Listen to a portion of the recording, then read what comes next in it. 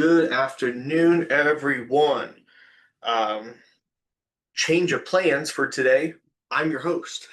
So it may not be Bill's mindset revolution, but it's going to be Steven's mindset revolution for today and today only. We've got, I came up with something that has been kind of interesting to me as I'm going through some of my studies for becoming a certified financial therapist and the CFP board and a couple other things.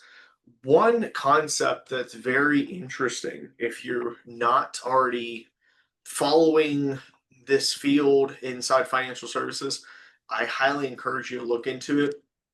It's psychology of financial planning or behavioral economics, behavioral finance, psychology of money, money psychology, whatever you want to call it. It's it's a mindset aspect of money.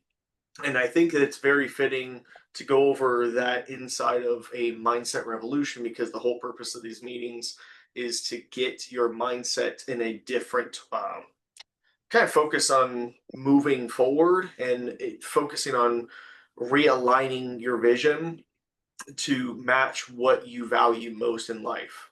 The biggest thing that Bill talks about is the 168 game, right? Aligning your morals, values, and principles around the 168 hours that you're given every single week. Every single one of us has 168 hours. How we choose to utilize them is completely up to us. And we do that based on the core principles or the core values that we have. Bill's is faith, family, fitness, and finance. We all know that. So he builds a pillar for each one of those and he allocates his time accordingly. When's the last time you actually sat down and did that with your money, though? That's the question. And that's what I'm going to focus on today. It may be a relatively shorter mindset revolution, but I do have a list of different questions here. These are some fancy cards that I have that have different questions on them. This is going to be a really self-reflective session. So if you have a pen and paper, great. If you don't, take a second to go grab it because I'm going to ask some questions. I'm going to kind of debrief them as we go through. But these questions, I don't need anyone to talk about them because trust me, these questions, they get a little deep. Okay. And this is not a therapy session. I want to respect everyone's privacy here. So please do this on yourself, right? In the comfort of your own home. Turn off your cameras, do whatever you need to. But I really want you to focus on these questions as I ask them, write them out, or at least just seriously reflect, meditate, pray, whatever you want to on these questions.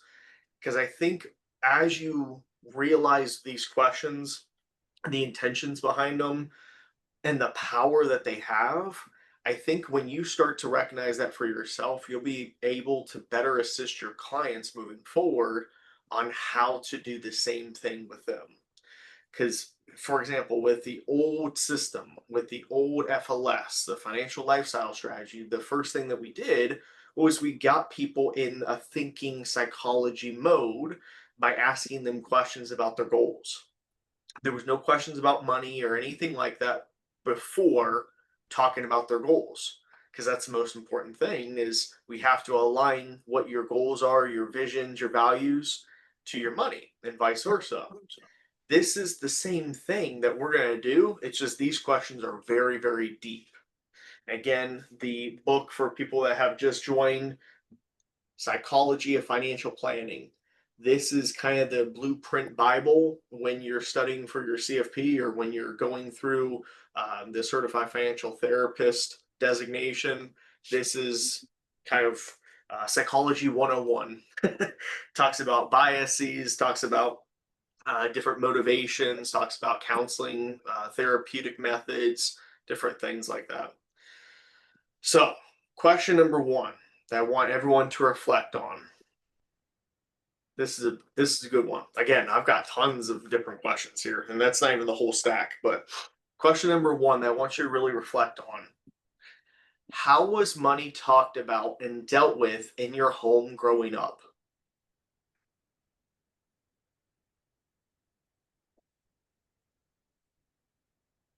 Again, how was money talked about and dealt with in your home growing up? I'll give everyone a couple minutes to think about that. See some people sharing some thoughts inside of the chat. So Diane says it doesn't grow on trees. How many how many times have we heard that in some capacity? Money doesn't grow on trees. You're wasting money. Turn off the switch when you leave the room because electricity isn't free. Don't make sure you close the door on your way out. The AC doesn't flow out of the house. You're wasting money. All these different things. We've all heard that. Money was not talked about in my family growing up. That's also another huge one that a lot of people deal with. Huge, especially in especially in like the Hispanic community. Very, very, very, very seldom talked about. You don't talk about money. That is the most taboo subject. Anything else, fair game. Not that one. You do not talk about that. A lot of these things, it's a shared experience amongst all of us, but not everyone had that growing up. Some families talked about money nonstop, and that could have been positive for them. It could have been negative for them. With everything in life, there's always pros and cons, but identifying if and how it made that impact can better help you have a conversation with that individual and understand, meet them where they are, understand where they came from, understand their mindset about money, and help them move into a better direction.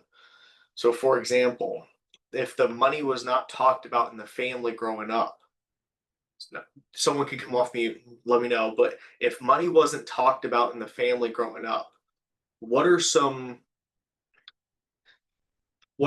causes, or I guess what are some implications of that?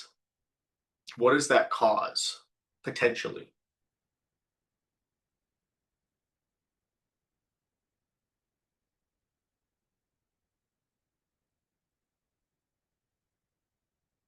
It's like it's a forbidden subject that you just shouldn't mention. So you don't share about it, you don't learn about it, and it's like no, no. It's a forbidden topic. So if you do talk about money, you're wrong. It's a sin. That's bad. You can't do that. So when you start talking with them about money, immediately it's a sin. It's bad. You can't talk about money. They may know that that's not true anymore, but somewhere deep inside of them, somewhere deep inside their mind, if that's how they grew up for 18 years, and now they're meeting with you and they're in their 30s, you really think they can just erase 18 years of memories? Of course not. It's always going to be somewhere in their mind that as soon as we start talking about money, as soon as we start talking about finances and personal money, this is a bad conversation. I need to see my way out because I don't want to be shunned. I don't want to be sinning. I don't want to be the bad kid because I remember when I was growing up, we weren't allowed to do that. And if we did, I got spanked. So, do you really think they're going to be open to having a conversation about money? Probably not, right? So, you got to figure that out and break that down for them. You got to meet them where they are instead of just pulling them into the conversation with money. Having a simple conversation about that can help you. That's huge. How was money talked about and dealt with in your home growing up? If you simply ask that question to a prospect, in addition with their goals and stuff like that, but if you just kind of open up the question or open up the conversation like that, that's a very deep question. And it's going to make them think about stuff like this. And then you could either build rapport and say, same thing happened to me. This is how it made me feel, and this is what I found. felt fountain, all that good stuff, right? But that's a way, that's a easy way to build rapport with someone, because a lot of us share that experience. And you can also talk about how it hurt you. Maybe it hurt them too. Maybe you can talk about how it's impacted your life. Maybe it's impacted their life too. And maybe you can talk about what you found to move out of that place of fear. And they could also either one be in the same situation as you, or you could give them the courage by you talking about it for them to be able to step into that next step of their life, all by that simple question. Taking the extra couple minutes, asking that, building rapport, and then letting them know we are in a safe space now. This you're no longer 15 years old. You're in a safe space and we can talk about money, and this is how it's going to benefit you. Here's another one for everyone. What are your greatest money strengths? What are your greatest money strengths? So, with a question like this, what are your greatest money strengths? What's interesting about this one is if you ask 100 people this question, you're probably going to get 100 different answers. Because this, just like a lot of these questions, are completely open ended. It doesn't give much context. And so you can interpret this however you want. This is another great tool that you can use when you're meeting with clients, because what are your greatest money strengths? Well, to me, one of my greatest money strengths is that I'm very decisive. I move quick with money.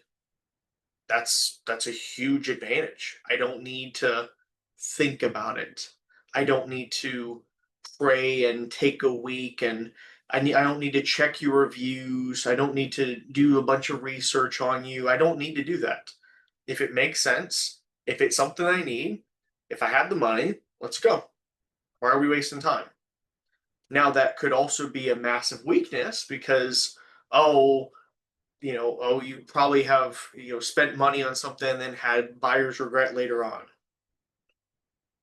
You could say that, but you could also say that I've been able to capitalize on some amazing opportunities because I'm the first one in, because I'm willing to take that risk and take that chance.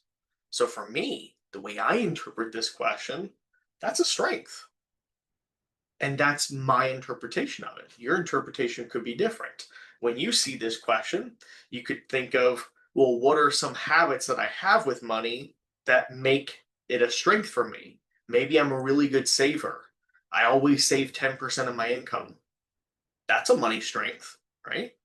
The downside of that is if you always save 10%, are you just doing that because you were taught that? Or are you doing that because that's actually what you value and that's what aligns with you and your life purpose? That's another downside. Okay. Because if you just do something because you're told to do it, you may find out later on down the road, maybe wasn't the best decision. Or you may kick yourself saying, man, if I had just not done that for a couple of years and traveled with that 10% I saved, I wouldn't be, in my 50s and looking back like, man, I wish I would have done this. Again, if you just do something because you're told to do it and that's what you do, and it's not a conscious decision that you've sat down and you've had a money discussion with someone and you've gone through the psychology of why you're making these decisions, it could really hurt you later on. So this question, just like a lot of these questions, it's open-ended. This is a great conversation starter too, because you are going to be able to see where the client takes it. And that's fine. If the client takes it in my direction, great. If the client takes it in a completely different direction, great. But then it opens up the door for follow-up questions like, that's really interesting. You said that you always save 10% of your money. I mean, that's certainly commendable. I'm curious what led you to make that decision in your life. Oh, well, I was told from a very young age to always save 10%. Really? Tell me more about that. Oh, well, in church, it was always, I got to tithe 10%. And then when I got home, my parents would tell me I got to save 10% because you never know what's going to happen in the future. Cool. How long have you been doing that? Oh, I've been doing that since I was 10 years old. Wow, you must have amassed a lot of money over the years. Well, actually, that's not true because it seems like every time I save money, I have to spend it on emergency. And so it never feels like I'm actually making progress. Hmm. What are some solutions, right? That's the idea. It's a gateway. It's an open-ended question that can lead to 1,000 different avenues. You just have to maintain that curiosity, that genuine curiosity, and that loving approach of, I'm curious, what is a major strength of yours? And why is that? And then keep going down that road because it's going to lead to a lot of great opportunities that you can capitalize on. Here is from the book. This is kind of in line with that. So conversations about finance. There's a whole section on CBT. If you know therapy, if you know counseling techniques and stuff, this is cognitive behavioral therapy. uh, Controversies about it, but that's for a different day. But the thing that they talk about here is conversations about finance. Talking with clients about money can be an intervention in itself. Often, new clients worry that that a planner will judge them or laugh at them if they reveal their actual financial circumstances. Just talking to a supportive financial planner can help ease a client's fears around money. If you sat down with a planner and they started immediately asking what's your net worth, what's your balance ratios, what are all these technical terms, how much is how much is in this mutual fund, what about this ETF, what about this index fund, cryptocurrencies, everything. No, I'm not going to open up. But if I start the conversation with a question like this, now I'm one very different, but I care about you. I care about what's going on inside your brain. I care about why you're making these decisions and not just the outcome of those decisions. So, this question right here, this is the next one I want you to ponder. What are three things you're doing now regarding money that your future self is grateful for? I might give everyone about 5 minutes on this one because this is a big one.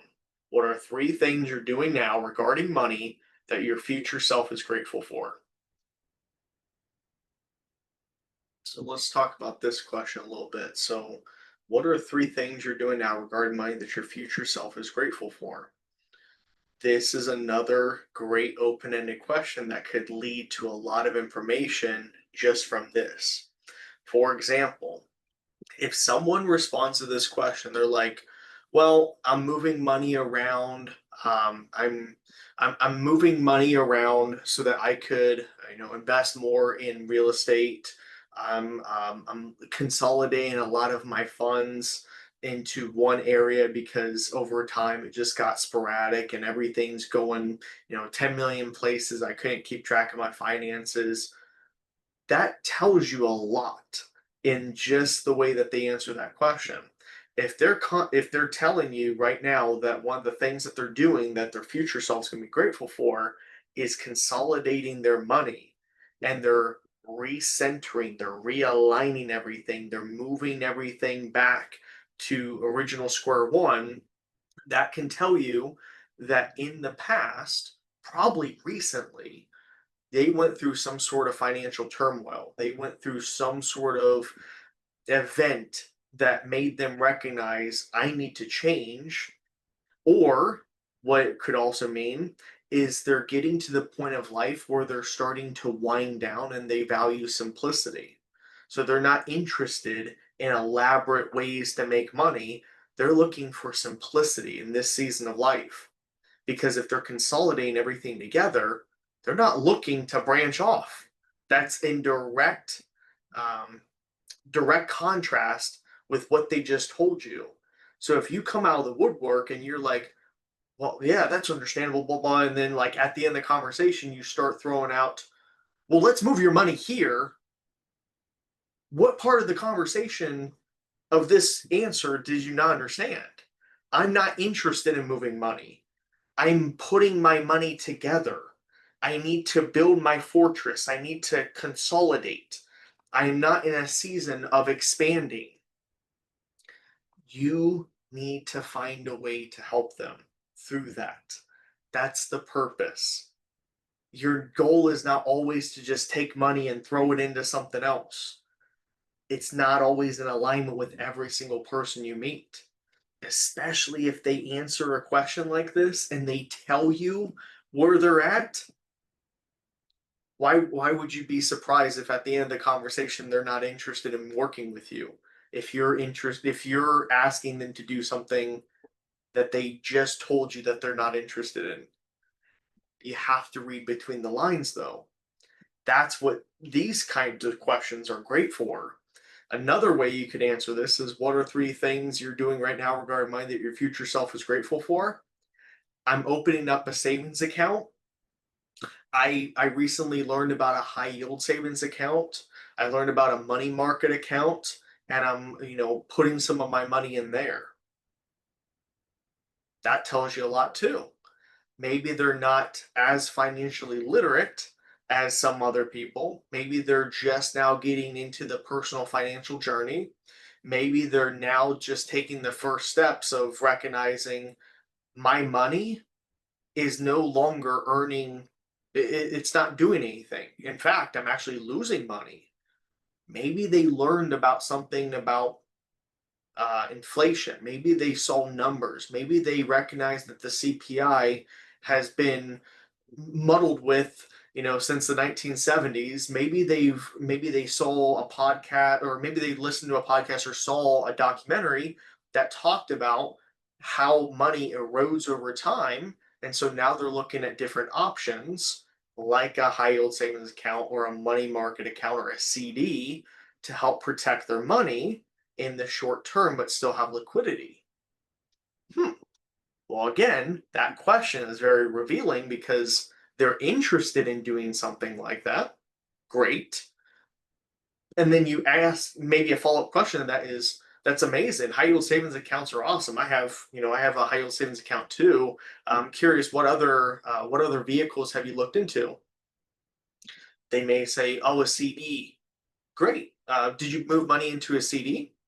Oh no, I didn't move any money into a CD, just a high yield savings account. Okay. What was it about the CD that wasn't interesting to you?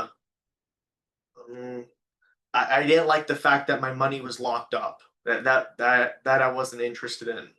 Hmm. Okay. What about the money being locked up was important to you? Well, I definitely need the liquidity. Hmm. So if they need liquidity, do you think an annuity is a good option? Probably not. If they need liquidity, do you think putting them into an IUL where you can't even touch the money for 7 years is a good option? Probably not, right? Like you think into this. Think again, read between the lines of what they're telling you. They're telling you everything you need to know as the expert ahead of time. They're telling you all this information by you just remaining curious in what they're doing right now to benefit themselves in the future. You got to read between the lines though. Now, this next section, I'm going to read another piece from the book because this lines up perfectly with this next question. So, this one, the book, give it some preface, it's talking about how emotional states can impact a client's decision making process and how recent events or crises, right, or some sort of traumatic event may make them more apt to move forward with something, or it may be a turn off for them to work with you. It just depends on the person. So the examples that they give, client crisis events where the financial planner is likely to be involved include the death of a client spouse, or someone close to a client, the deteriorating physical or mental health of a client spouse, or someone close to a client, a client spouse, or someone close to a client who has just received a distressing diagnosis, significant financial loss, including job loss, housing loss, business failure, investing speculation losses, and so on, that can lead to depression and or suicidal thoughts. significant family or marital conflict around money, a, a messy separation or divorce, dealing with natural disasters such as the loss of a home, other property, or dislocation due to fire, tornado, hurricane, flood, or other acts of God, stressful family household transitions such as the birth of a child, empty nest syndrome, which is a very real thing, or caretaking of a family member with special needs or illnesses. Kurt, you'll like this one. Sandwich generation issues, caretaking of a new dependent, such as an elderly parent, diminished capacity of a client's spouse or family member, and lastly, any other event that a client experiences as intensely difficult, emotionally troubling, or potentially dangerous. When you think about what we deal with in the world of money, every single one of those is 100% applicable to us, even if it's just life insurance, even if it's just an annuity, even if it's just one of these things, it's still 100% applicable to us because we're dealing with people's money. And money is not everything, but money certainly is a lot.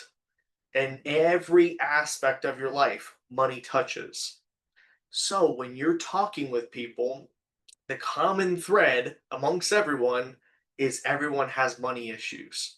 It just depends on what money issues they're going with or going through in that current moment. This is a great question to help out with that. How do you stay grounded and centered during financial ups and downs or times of personal financial uncertainty? Powerful question here.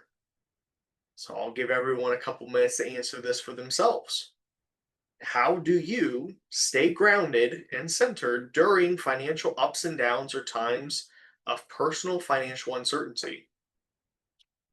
Take a couple minutes.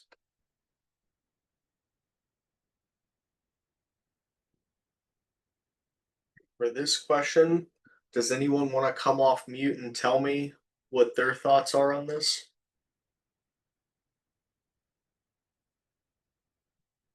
I'm getting head shakes. Like, nope, not me. All right, so how do you stay grounded and centered during financial ups and downs or times of personal financial uncertainty?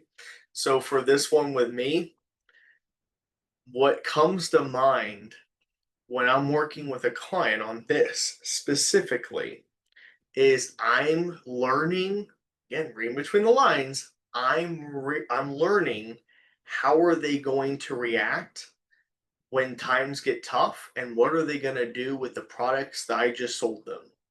Are they going to cancel it? Are they going to roll their money out? Are they going to go with another advisor? What's going on? This is what I want to figure out. Because if you stay grounded, like if the answer to this question is, I I tend to, I don't know, I tend to stick around family. I tend to lean back on my support system, and whatever my family is telling me, whatever support that they can give me, I'm all for that. Well, what that tells me is I'm not one of that support people.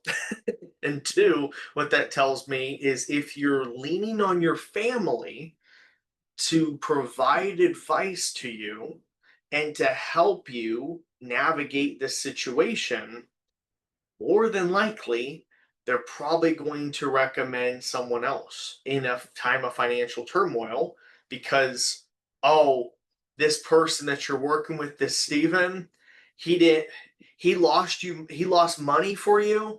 Oh, he put you in this product. I know this other guy, he can definitely take care of you. You're paying how much for that policy?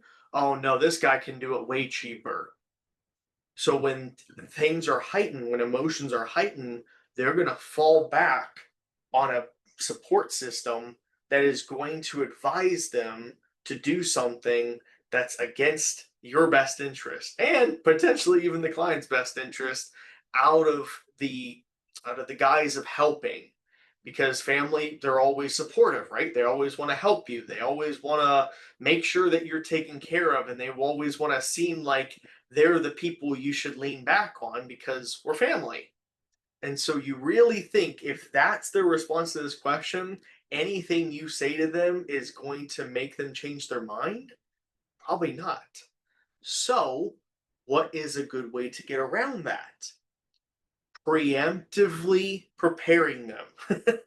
You have to talk to them and have that uncomfortable conversation about, maybe not directly in the moment, but once the policy goes into place and whatnot, have continuous conversations with them ahead of time saying, now remember, markets go up. Remember, markets go down. Also, please remember that these policies also go up and down. Nationwide may be the best fit for you right now. They have the best product on the market. They are number one right now, and this 100% works. But remember, I'm telling you, if you look and you compare this nationwide policy to something else in the next 3 years, nationwide will probably still be in the top five, but I can almost guarantee you Lincoln's going to be number one. I can almost guarantee you Pacific Life is going to be number one. Why? Because companies go up and down. It's just like right now. Amazon was on top, and then Tesla was on top, then Facebook was on top, then Netflix was on top, then this, and then this, because they constantly are innovating, and sometimes a company has a really good year, and so that's where they're going to be number one. And so when you research 2, 3 years from now, oh, well, I've got a junk product, not necessarily. And if you really do feel like that, please reach out to me because we can always change your policy around.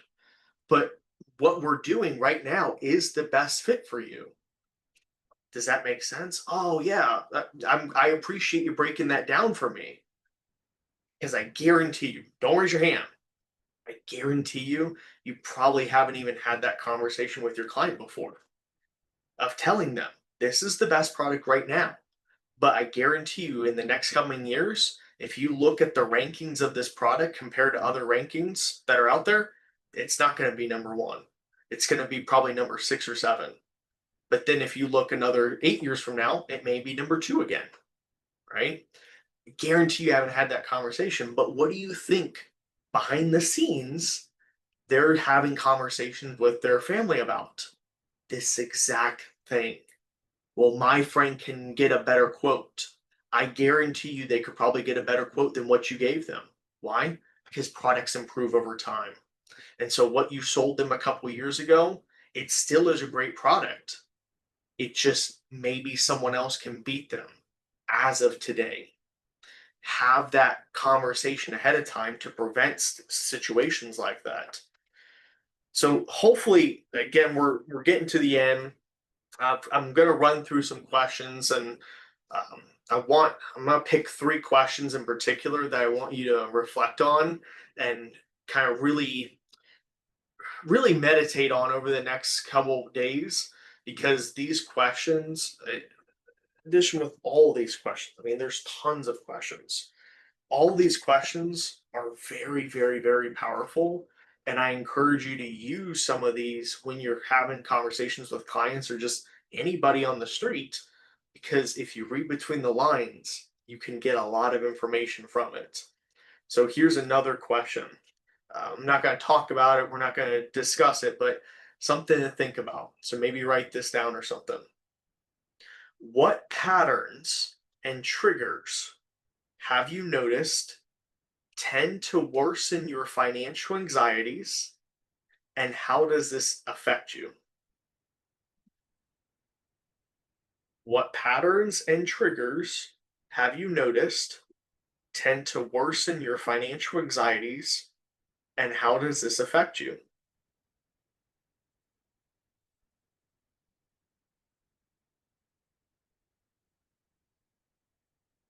So maybe it's the news. Maybe it's a bad crowd of people. Everyone's going to be different. Uh, that one's a good one. That one's a good one. Here's a good one. What was your earliest money memory? What was your earliest money memory?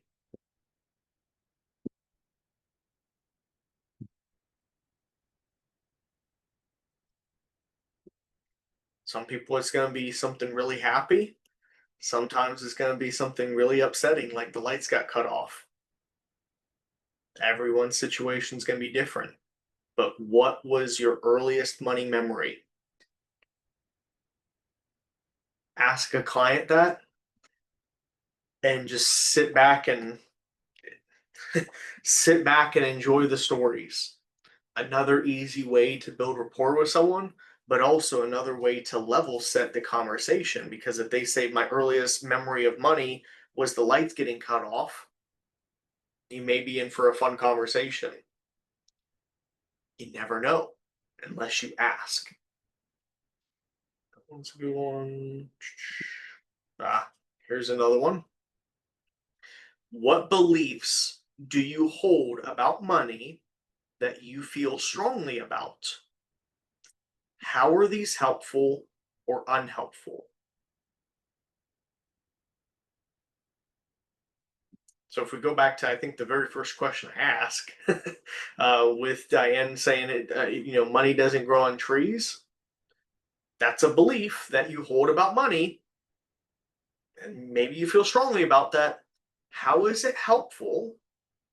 And then how is it unhelpful? Maybe it's helpful because you recognize that money deserves respect and you need to work hard for it and you need to not treat it like a joke. That's helpful. But maybe it's unhelpful because you constantly are living in the scarcity mindset. So identifying the pros and cons. What beliefs do you hold about money that you feel strongly about? And how are these helpful or unhelpful? And then,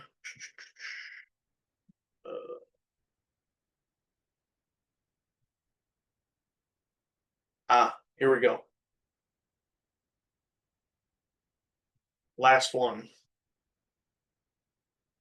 What significant events and experiences have shaped your current relationship with money?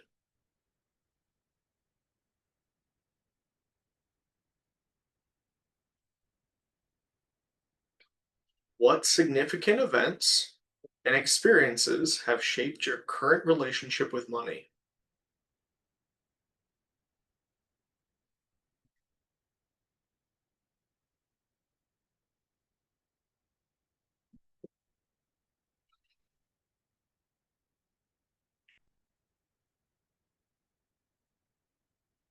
So for me, with this one, it's very simple. Being homeless, losing everything, being in my car, that's a significant event. What did it do to shape my relationship with money? It made me go absolutely insane making sure that I'm never homeless again. And that meant for me, everyone's different. For me, that meant becoming the most educated, the most skill stacked individual, the most designation certifications out there, so that I always have a job that I can fall back on and I can always make money and I can always provide.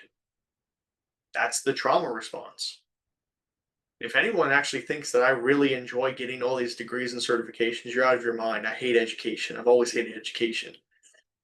But I do it out of trauma because I do it because I know, based on my experiences in life, the most educated person in the room always got the job. Wasn't the most experienced, was always the most educated because a lot of the education, um, especially on the certification side, you have to accumulate experience in addition with the certification. So it goes hand in hand with a lot of these. But that was always my experience. So that significant event of being homeless led me down the road of getting 9 different degrees, 120 professional designations, and all these things. Not because, I mean, I like learning, but I don't like spending money to learn. Right? That event is what triggered that. So if anyone's ever wondered, well, Stephen, why do you have so many degrees and designations? There you go. Because I had trauma with money and I was homeless. I lost everything. And the only way for myself that I found a way back was to be the most educated person in the room and always have a job to fall back on.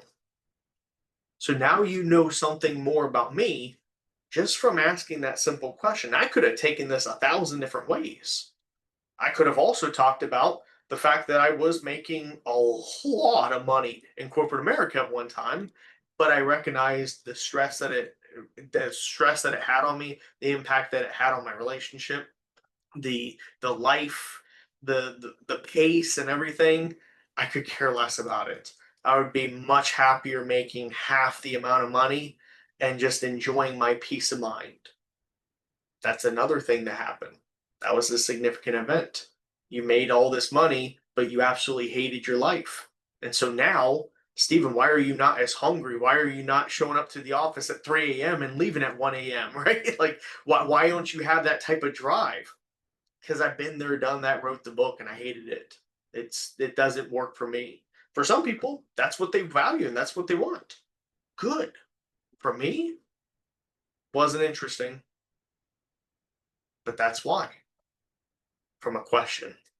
So, in closing, highly recommend you, highly recommend you, highly recommend you, highly recommend you invest into learning psychology of money and understanding how our experiences and how each one of us comes to the table with our own financial traumas and different things, our own financial journeys, and how that impacts each one of us.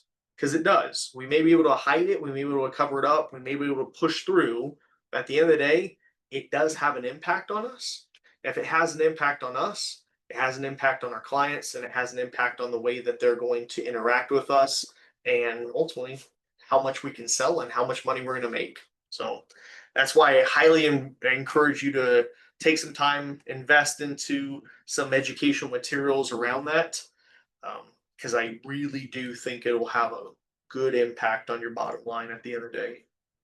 So with that, we've got about 8 minutes left. Any question? Oh, who wrote it? It's a compilation. So you got Brad Klontz, who is considered the Klontz family, Ted Klontz and Brad Klontz are considered like the financial gurus of financial therapy. Like they wrote the book. Like that's who started this whole thing. But then Charles Chaffin, Brad Klontz, Charles Chaffin, and Ted Klontz. Psychology of Financial Planning.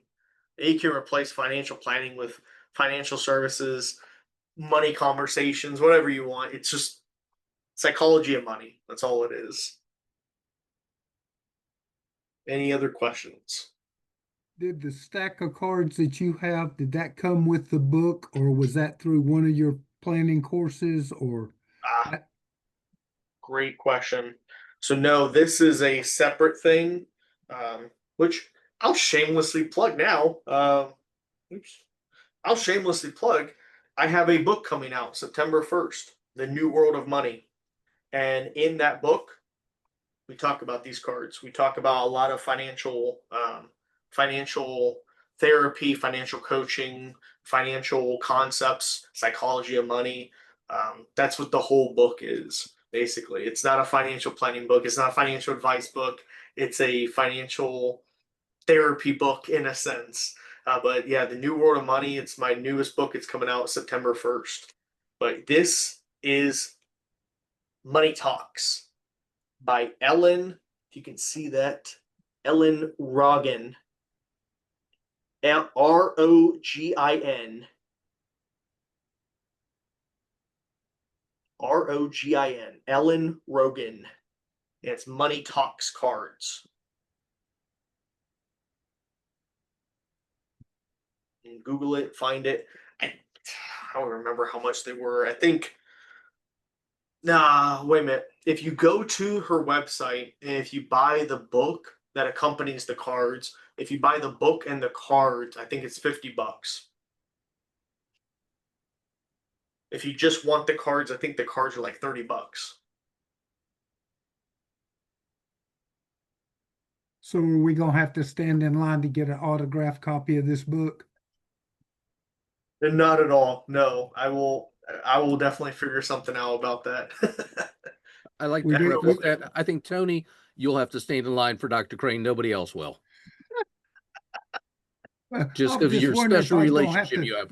drive to Ohio or to Annapolis and stand in the cold and rain and whatever. No, after my first book launch, I've learned a lot. So there will be a form, and I can mail you autograph copies. Well, it's a yeah, we've got a streamlined process this time around. I, I've got a cousin that just got into book writing about, I don't know, 5 years ago. And he writes these books that are like this. I mean, they're unbelievable, based on a lot of history, family history and ancestry and stuff. But here's the thing that blew me away. You know, you hear all these stories that if you write a book, you maybe go to press with 5,000 to start with or 10,000 or something like that, and then you give them all away, whatever. He was telling me, and again, these books, and Diane's read all of them, and I can read about the first 2 pages and go to sleep, but they are 300, 400 page books. He says when you do that through, I believe it's Amazon, they print the book right then. I mean, they don't print a warehouse full. They just, I mean, I'm like, what kind of flipping printer do they have? I mean, he says they print it right then and send you a book. Yep, Unbelievable. Unbelievable. everything's made to order. Any other questions? What? Let me ask this: was this helpful? Obviously, and not a normal mindset revolution, but was this helpful? In my Absolutely. Very. opinion, Hmm. Good. well, Okay. I got Yeah, one do it. client. When you started bringing up these questions, I got one client that I've had for a school employee that I've had for a long time, and we talk about this stuff a lot. He couple years ago inherited quite a bit of money. He had some mental issues, health issues growing up. He had two brothers, and his mother and his dad. His dad was very successful, made a lot of money. So when his dad passed away and his mother passed away, he got a majority inheritance. He got a lot more than his two brothers. And every time he talks to them about, well, I'm thinking about doing this, it's always, no, don't do that. Don't do that. No, that's not good for you, whatever. And I told him one day, I said, James, do you think there's any jealousy involved? And he said, well, I never thought about that. He said, because they always make it sound like they are looking after me. I said, well, they're looking after you, but do you think they are jealous of what you're trying to do because you've got something and you can make something? And it's changed the whole relationship since then. He says, man, we need to talk. So, he was getting ready when he first got the money, he placed an order for one of these Maverick Ford trucks that they just came out with, which is a low end truck, 20 to $30,000, depending how you get. His brothers went, oh, James, no, no, you don't need to do that. You don't need to do that. Well, I mean, he could buy a trainload of these trucks, And so it's really funny. So this has been very good. Thanks. For sure. Hmm. We're at the end of time, but I'm glad it was useful. Um, yeah, very glad it was useful. Good feedback. So I will see everyone next week. We've got yeah, reminder for tomorrow. No train. It's the second Tuesday or second Saturday. So enjoy your Saturday.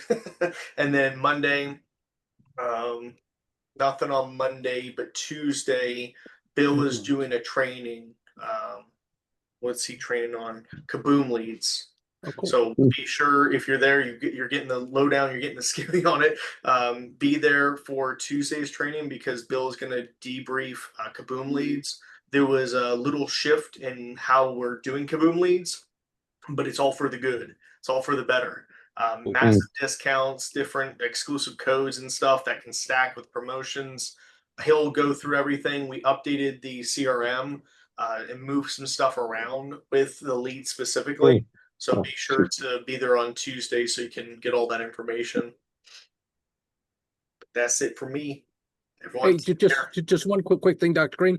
When you're talking about Kaboom leads in the CRM, the current link in Kingdom Forge for lead store does not go anyplace.